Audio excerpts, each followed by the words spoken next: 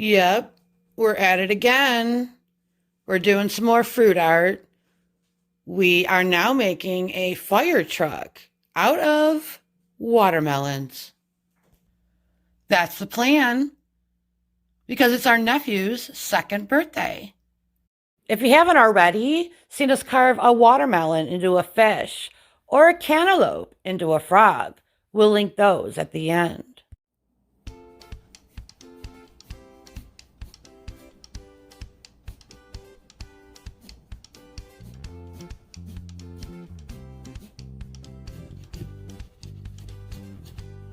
Flipping it upside down so you have a flat bottom.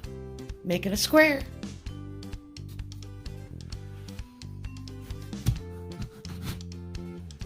Upper body strength comes in handy. So again, you need to make one square for the front of the truck and one rectangle for the back end of the truck. Of course, we had a lot of watermelon left over, so we just added it to our smoothies during the week. Jason even cut at an angle in the front of the truck to make it look like a windshield. And I added oranges and blueberries to look like tires. This is where toothpicks come in handy. It really holds the fruit in place.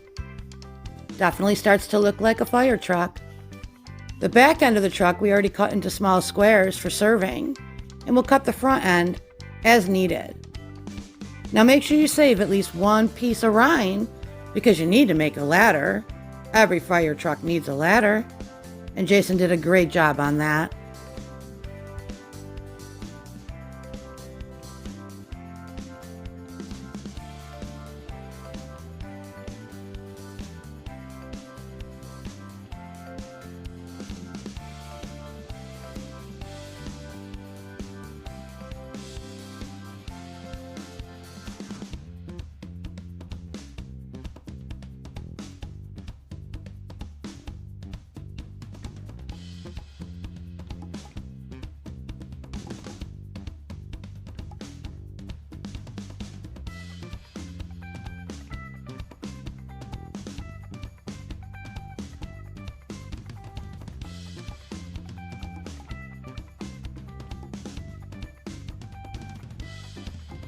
Of course, we added a few things on top because every fire truck needs to have a few sirens and headlights in the front.